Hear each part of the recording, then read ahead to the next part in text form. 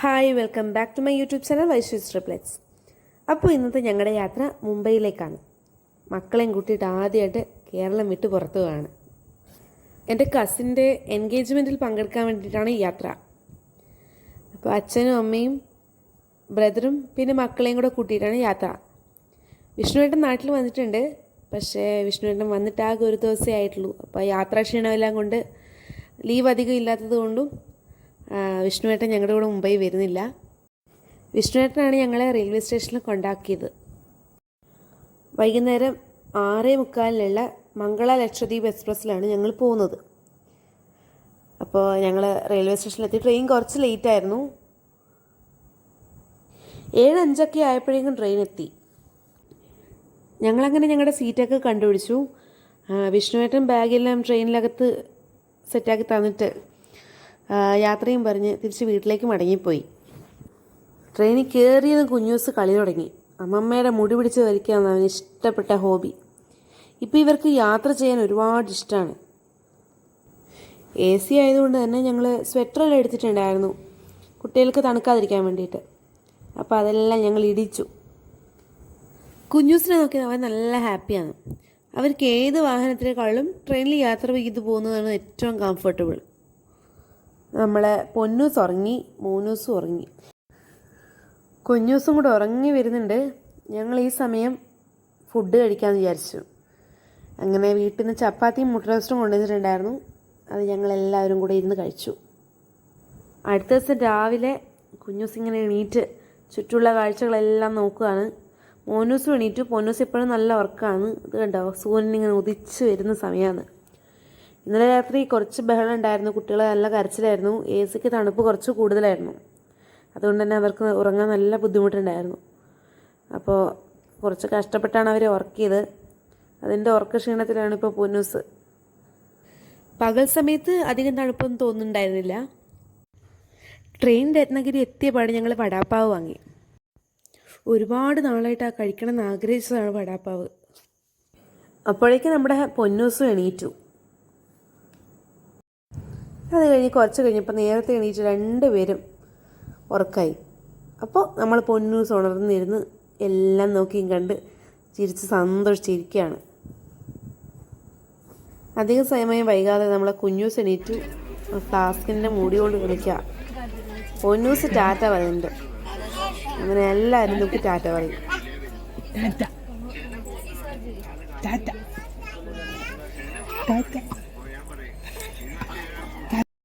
പൊന്നൂസും മോനൂസും സ്നേഹപ്രകടനത്തിലാണ്. ഇടയ്ക്കിടയ്ക്ക് ഉണ്ടാവാറുണ്ട് ഈ സ്നേഹപ്രകടനം. പക്ഷെ രണ്ടിൽ ഒരാൾക്ക് വേദനിച്ച് കഴിയുമ്പോഴാണ് ആ സ്നേഹപ്രകടനം അവസാനിക്കാറ്. അപ്പോഴേക്ക് കീ ചെയിനുകൾ വിൽക്കാൻ വേണ്ടിയിട്ട് ഒരാൾ വന്നിട്ടുണ്ടായിരുന്നു. നല്ല വെറൈറ്റി കീ ചെയിനുകൾ ഉണ്ടായിരുന്നു. അതിന് പുറകെ പെന്നും പെൻസിലും ഒക്കെ ആയിട്ടും ഒരാൾ വിൽക്കാൻ വേണ്ടി വന്നിട്ടുണ്ടായിരുന്നു. പണ്ട് ഞങ്ങൾ ചെറുപ്പത്തിൽ ഇതേപോലെ ട്രെയിനിൽ സാധനങ്ങൾ വിൽക്കാൻ വരുന്നവരെ നോക്കിയിരിക്കാറുണ്ട്. അപ്പോൾ അന്ന് ഞങ്ങൾ ഏറ്റവും കൂടുതൽ നോക്കിയിരുന്നാറുള്ള ടോം ആൻഡ് ജെറിയുടെ DVD ഉണ്ടോയെന്നും പിന്നെ അതിൻ്റെ കളറിംഗ് ബുക്ക് ഉണ്ടോയെന്നും അതൊക്കെയായിരുന്നു അന്ന് ഞങ്ങളുടെ ഫേവറേറ്റ് അതൊക്കെയായിരുന്നു. ഉച്ചയ്ക്ക് ഒരു 12:30 ഞങ്ങൾ മുംബൈ പൻവേൽ റെയിൽവേ സ്റ്റേഷനിലെത്തി. ഇനി ഇവിടുന്ന് വാച്ചിയിലേക്കാണ് പോകേണ്ടത്. അപ്പോൾ വാച്ചിയിലെത്താൻ വേണ്ടിയിട്ട് ഇനി ഒരു ലോക്കൽ ട്രെയിൻ പിടിക്കണം. അത്യാവശ്യം നല്ല തിരക്കുള്ള റെയിൽവേ സ്റ്റേഷനാണ് പൻവേൽ.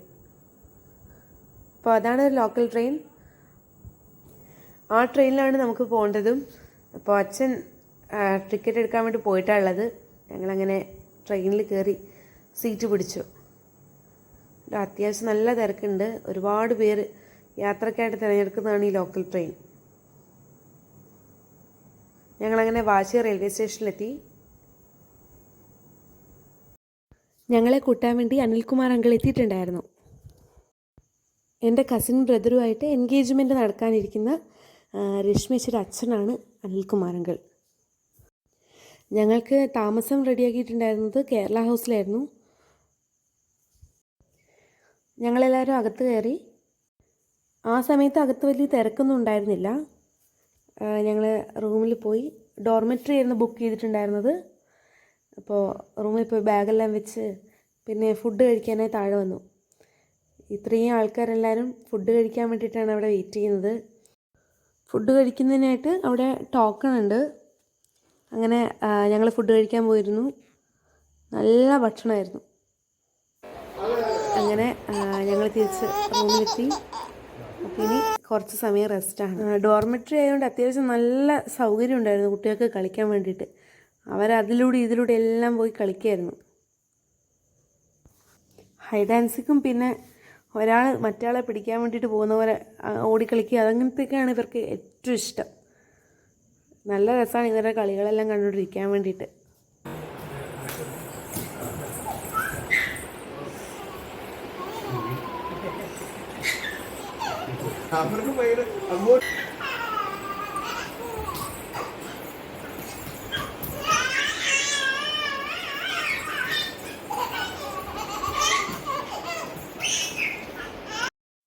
കളിയൊക്കെ കഴിഞ്ഞിട്ട് എല്ലാവരും കുറച്ച് നേരം കിടന്നുറങ്ങി. ഒരു 7 മണിയൊക്കെ ആയപ്പോൾ ഞങ്ങൾ ഫ്രഷായിട്ട് അനിൽകുമാറങ്ങളുടെ രശ്മിച്ചിട്ട് വീട്ടിൽ പോകാൻ വേണ്ടി ഇറങ്ങിയതാണ്. കണ്ടോ, ആൾക്കാരൊന്നും ഇല്ലിപ്പോൾ. അങ്ങനെ ഞങ്ങൾ ഓട്ടോ പിടിച്ചിട്ടാണ് പോകുന്നത്. ഒരു ഓട്ടോയിലാകെ 3 പേരെ കയറ്റുള്ളൂ. അപ്പോൾ ഞങ്ങൾ 4 പേരില്ലേ, അപ്പോൾ 2 ഓട്ടോ പിടിച്ചിട്ടാണ് പോകുന്നത്. അത്യാവശ്യം നല്ല തിരക്കും ബ്ലോക്കും ഉണ്ടായിരുന്നു റോഡിൽ. ഞങ്ങൾ ഓട്ടോ ഇറങ്ങുമ്പോഴത്തേക്കും തന്നെയാണ് അമ്മയും ഏട്ടനും കൂടെ മക്കളെയും കൂട്ടി എത്തിയത്. ഇനി ഇവിടുന്ന് കുറച്ച് ദൂരം നടക്കണം. ഞങ്ങളിങ്ങനെ ഓരോ കാഴ്ചകളും കണ്ടുകൊണ്ട് നടക്കാൻ തുടങ്ങി. മോനൂസിനെ എടുക്കുന്ന ചേച്ചിയാണ് കേട്ടോ, രശ്മി ചേച്ചി, എൻ്റെ കസിൻ ബ്രദറിൻ്റെ ഫിയാൻസി. അടുത്ത് നിൽക്കുന്ന ചേച്ചിയുടെ അമ്മയാണ്, കിറ്റി എന്നാണ് ആൻറ്റിയുടെ പേര്. അമ്മമ്മയോടും അച്ചാച്ചനോട് ഒരിത്തിരി ജ്യൂസ് തരുമോ ചോദിച്ചുകൊണ്ട് നിൽക്കുന്നുണ്ട് മക്കൾ. 3 പേരും അവിടെ എല്ലാവരുമായിട്ട് നന്നായിട്ട് അടുത്തു. പൊന്നൂസ് ആദ്യം ഇരുന്നത് അങ്കിളിൻ്റെ മടിയിലാണെങ്കിലും പിന്നെ അങ്കിളിൻ്റെ സീറ്റ് അവൻ അടിച്ചു മാറ്റി. അവന് ആ കസേര നന്നായിട്ട് ഇഷ്ടപ്പെട്ടു. ഈ സമയം കൊണ്ട് രശ്മീച്ചി പോയി കുട്ടികൾക്ക് വേണ്ടിയിട്ട് ടോയ്സും വാങ്ങിക്കൊണ്ട് വന്നു. അവർക്കത് നന്നായി ഇഷ്ടമായി. ഏച്ചിയും അമ്മയും കൂടെ ഫുഡൊക്കെ ആക്കിയിട്ടുണ്ടായിരുന്നു. പറയാതിരിക്കാൻ വയ്യ, അടിപൊളി ടേസ്റ്റായിരുന്നു. ഫുഡ് കഴിച്ച് കഴിഞ്ഞ പാടൊരു ഗുലാബ് ജാമുനും കഴിച്ചു. ഭക്ഷണമൊക്കെ കഴിച്ചിട്ട് നമ്മൾ യാത്രയും പറഞ്ഞിട്ട് അവിടുന്ന് മടങ്ങി. പോകുന്ന വഴിയിലുള്ള തിരക്ക് കണ്ടോ, രാത്രി ഒരുപാട് വൈകിയെങ്കിലും അത്യാവശ്യം നല്ല തിരക്കുണ്ട്. ഞങ്ങൾ തിരിച്ച് ഹൗസിലെത്തി. ഇനി എല്ലാവർക്കും ഉറങ്ങേണ്ട വഴിയിലാണുള്ളത്. എല്ലാവർക്കും ഉറക്കം വരുന്നുണ്ട്. അപ്പം ഞങ്ങളെല്ലാവരും കിടന്നുറങ്ങി. രാവിലെ ഒരു 6 മണിക്ക് ആകുമ്പോഴത്തേക്കും കസിൻസും പിന്നെ വല്യമ്മയും വല്യച്ഛനും എല്ലാവരും എത്തിയിട്ടുണ്ടായിരുന്നു. ഞങ്ങളത് കഴിഞ്ഞ് ബ്രേക്ക്ഫാസ്റ്റ് കഴിക്കാൻ പോവാണ്. അതിന് മുമ്പ് മോനൂസിനും കുഞ്ഞൂസിനും അമ്മമ്മ ഇഡ്ഡലിയും സാമ്പാറും കൊടുക്കുന്നുണ്ട്. ആ സമയം നോക്കിയിട്ട് നമ്മൾ വേഗം വന്ന് ബ്രേക്ക്ഫാസ്റ്റ് കഴിക്കുകയാണ്. നമ്മൾ കഴിച്ചിട്ട് പോയിട്ട് വേണം അവർക്ക് വന്ന് കഴിക്കാൻ വേണ്ടിയിട്ട്. അപ്പോൾ നല്ല ഇഡ്ഡലിയും സാമ്പാറും ചട്നിയും എല്ലാം കൂട്ടി നമ്മൾ കഴിച്ചു. ഞാൻ തിരിച്ച് റൂമിൽ എത്തുമ്പോഴത്തേക്കും 2 പേര് ഉറങ്ങിയിട്ടുണ്ടായിരുന്നു. ഒരാൾ എൻ്റെ കയ്യിലുണ്ട്. അപ്പോൾ കഴിക്കാൻ ബാക്കിയുള്ളവരെല്ലാം പോയി ഫുഡ് കഴിച്ച് വന്ന് പിന്നെ ഞങ്ങൾ ഓരോരുത്തരായിട്ട് റെഡിയായി. കേരള ഹൗസിൽ വെച്ച് തന്നെയായിരുന്നു എൻഗേജ്മെൻറ്റ്. ഇതാണ് എൻഗേജ്മെൻറ്റ് നടക്കാൻ വേണ്ടി പോകുന്ന പയ്യൻ, സുമേഷേട്ടൻ. പൊന്നൂസ് ആ സമയം നല്ല വർക്കാണ്. ഞങ്ങൾ എന്നിട്ട് മേലെ ഹാളിലെത്തി. അവിടെ എല്ലാം അറേഞ്ച് ചെയ്തിട്ടുണ്ടായിരുന്നു. ഇത് ഒരുപാട് പേരൊന്നും ഉണ്ടായിരുന്നില്ല. 2 കൂട്ടരുടെയും അടുത്ത റിലേറ്റീവ്സും ഫ്രണ്ട്സും മാത്രം അടങ്ങിയൊരു ചടങ്ങായിരുന്നു ഇത്. പൊന്നൂസ് ഇപ്പോഴും നല്ല വർക്കാണ്. സുമേഷേട്ടനൊക്കെ ബാക്കിൽ ഫോട്ടോഷൂട്ടിലാണ്. അപ്പോൾ അങ്ങനെ എൻഗേജ്മെൻറ്റ് ചടങ്ങുകൾ ആരംഭിച്ചു. ജാതകം കൈമാറണം, മോതിരം കൈമാറണം. അതോടെ നമ്മുടെ ചടങ്ങ് അവസാനിക്കും. പിന്നെ 15B2 15-16 സ്ഥിരമായി താമസിക്കുകയും ചെയ്യുന്ന ശ്രീ അനിൽകുമാർ പണിക്കരുടെയും സഹധർമ്മിണി കിറ്റി അനിൽകുമാർ പണിക്കരുടെയും ഏകപുത്രി മകം നക്ഷത്രത്തിൽ ജനിച്ച രശ്മി അനിൽകുമാർ പണിക്കരുടെയും പത്തനംതിട്ട ജില്ലയിൽ ഇടയാറന്മുള പടിഞ്ഞാറെ ഉമ്മഴക്കത്ത് വീട്ടിലെ യഥാർത്ഥ താമസക്കാരനും ഗുജറാത്ത് സംസ്ഥാനത്ത് അഹമ്മദാബാദ് മണിനഗർ B18 വിജയ് പാർക്കിൽ സ്ഥിരമായി താമസിക്കുകയും ചെയ്യുന്ന ശ്രീ സദാശിവന്റെയും പരേതയായ പ്രസന്ന സദാശിവന്റെയും മകൻ പുണർദം നക്ഷത്രത്തിൽ ജനിച്ച സുമേഷ് നായരുടെയും വിവാഹ നിശ്ചയം ഇന്ന് 2024 ഏപ്രിൽ മാസം 28-ാം തീയതിയിലുള്ള ഈ ശുഭമുഹൂർത്തത്തിൽ നവി മുംബൈയിലെ വാഷി കേരള ഹൗസിൽ വെച്ച് ഉറ്റ ബന്ധുമിത്രാദികളുടെയും സുഹൃത്തുക്കളുടെയും മഹനീയ സാന്നിധ്യത്തിൽ വെച്ച് എല്ലാവരുടെയും അനുവാദത്തോടെയും അനുഗ്രഹാശിസുകളോടെയും വിവാഹ നിശ്ചയം നടത്തുകയും പ്രതിഷ്ഠിത വധുവരന്മാരുടെ ജാതകവും മോതിരവും പരസ്പരം കൈമാറുകയും ചെയ്യുന്ന ഒരു ചടങ്ങാണ് ഇനി നമുക്ക് ചെയ്യാൻ പോകുന്നത്. രണ്ടുപേരുടെ മാമന്മാർ ജാതകം കൈമാറി. സുമേഷ് ചേട്ടൻ്റെ അമ്മയുടെ അനിയനാണ് എൻ്റെ അച്ഛൻ.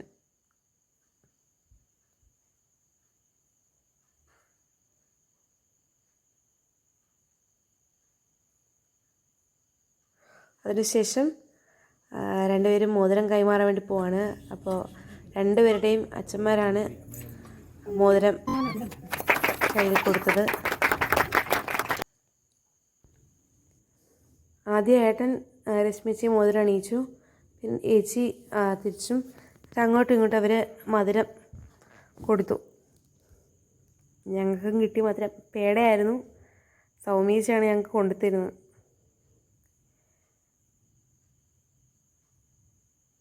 നല്ല രസമുണ്ടല്ലേ, നല്ല മാച്ചില്ലേ രണ്ടുപേരും. അത് കഴിഞ്ഞവിടെ ഞങ്ങൾക്ക് ജ്യൂസ് കിട്ടി. എല്ലാം കഴിഞ്ഞ് ഇനി ഫോട്ടോ എടുപ്പാണ്. ഓരോരുത്തരായിട്ട് വന്ന് ഫോട്ടോ എടുത്തുകൊണ്ടിരിക്കുന്നുണ്ട്. എൻ്റെ വേറൊരു കസിനായ അനൂപേട്ടനും പിന്നെ മോളും ചടങ്ങ് തുടങ്ങുന്നതിനിടയ്ക്ക് എത്തിയിട്ടുണ്ടായിരുന്നു. അനൂപേട്ടൻ മുംബൈയിൽ തന്നെയാണ് താമസം. പിന്നെ ഞങ്ങൾ ഓരോ ഫോട്ടോ എടുത്തു. എല്ലാം കഴിഞ്ഞ് ഭക്ഷണം കഴിക്കാൻ വേണ്ടി പോവാണ്. നല്ല സദ്യ. സത്യം പറഞ്ഞു കഴിഞ്ഞാൽ കേരളം വിട്ട് വന്നു എന്നേ തോന്നുന്നില്ല. ഫുഡായിക്കോട്ടെ, രീതികളായിക്കോട്ടെ, എല്ലാം കേരളത്തിൻ്റെ അതേ സ്റ്റൈലാണ് തോന്നിയത് കേരള ഹൗസിൽ താമസിച്ചിട്ട്. ഞങ്ങൾ നേരെ പൻവേൽ റെയിൽവേ സ്റ്റേഷനിലേക്കാണ് പോകുന്നത്. ക്യാബ് വിളിച്ചിട്ടുണ്ടായിരുന്നു. ലോക്കൽ ട്രെയിൻ ഉണ്ടായിരുന്നില്ല ആ സമയത്ത്. അവിടെ എന്തോ പണി നടക്കുന്നുണ്ടായിരുന്നു. അതുകൊണ്ട് തന്നെ ഞങ്ങൾക്ക് ലോക്കൽ ട്രെയിൻ കിട്ടിയില്ല. എന്നിട്ട് പൻവേൽ റെയിൽവേ സ്റ്റേഷനിലെത്തി.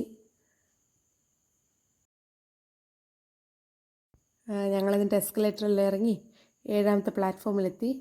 അവിടെ ഇരുന്നിട്ട് നമ്മൾ വാവകൾക്ക് കുറുക്ക് കൊടുത്തു. ഞങ്ങൾ അവിടെ നിന്ന് കേരള ഹൗസിൽ നിന്ന് ഇറങ്ങുമ്പോൾ തന്നെ അവിടുത്തെ കിച്ചണിൽ നിന്ന് കുറുക്കൊക്കെ ആക്കിയിട്ടായിരുന്നു ഇറങ്ങിയിട്ടുണ്ടായിരുന്നത്. ഇതുണ്ട്, എനിക്കിത് നല്ല ഇഷ്ടമായി. ഇങ്ങനെ സ്ക്രീനിൽ വരാൻ പോകുന്ന ട്രെയിനിൻ്റെ നമ്പറും പിന്നെ കോച്ച് പൊസിഷനും കോച്ച് നമ്പറെല്ലാം കാണിക്കുന്നുണ്ടായിരുന്നു. അപ്പോൾ അതുകൊണ്ട് തന്നെ ഈ യാത്രക്കാർക്ക് വലിയ ബുദ്ധിമുട്ടുണ്ടാവില്ല.